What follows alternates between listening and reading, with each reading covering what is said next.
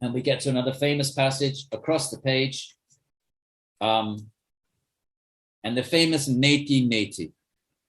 What is Brahman? Neti, you can't, what can you say about it? Because think about language, my friends. When we say something, those words are a verbalization of a thought, and a thought is a samskara. Thinking comes from samskara, and a samskara is an imprint of something that's come in through the five senses. Now, you might put it together and create conceptual thought, but ultimately, if you go down to the base of all thought, at some point you get to an empirical sense datum. So, but the senses cannot perceive Atman. So we have no imprint. We have an imprint about Atman. We have sort of theoretical, we read there is an Atman, but not a direct imprint of Atman. In the same way as I have a direct imprint of this 10 pence. Okay, there's a good old Queen of England. So you could look at it and close your eyes, and now you have a samskara for it. You don't have that sort of a samskara for the Atman. All you have for the Atman is you read it in the Upanishads. You read it in a book. So now you have that concept in your mind, not the direct Atman itself.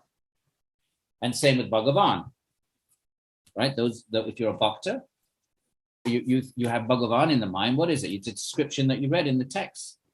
Krishna's blue, so you create an image of your blue that you know, and so on. Okay, so therefore, when you actually try to describe it, even Patanjali, where in the section we talks about the seer and the seen, most of those verses are the seen.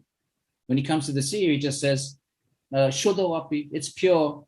Shuddho api, even though it's pure, pratyaya anupasya, it's absorbed in the mind. It doesn't tell you what it is, it doesn't describe it. Just says it's pure. What does pure mean? Pure means it doesn't need to be mixed. It doesn't tell you anything about it. If I say pure milk, what I mean is it's not mixed. It's not telling me anything about the milk. So if you say Atman is pure, you're just saying it's not mixed with something. It doesn't tell you anything about it. You can't say anything about it.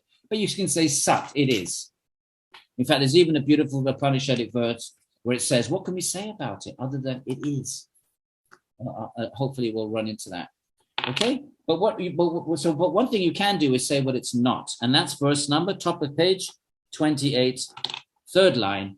Here then is the rule of substitution, na iti. In Sanskrit, two words together, not this, not this, not this, not this. It's not the table, it's not the chair, it's not the mountain, it's not the world out there, it's not even my mind. So what is it? No, well, let's just get rid of what it's not. That's as good as we can do. And that in Sanskrit is na plus iti becomes neti.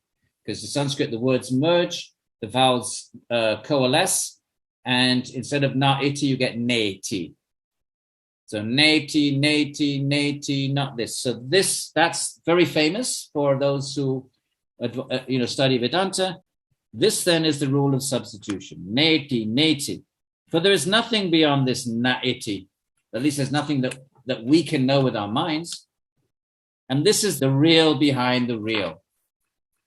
The real that we see, neti, not that real. No, yeah, there's a real tree out there, but neti, no, it's not that, not the sky, not my life breath, not my mind, not anything out there. Neti.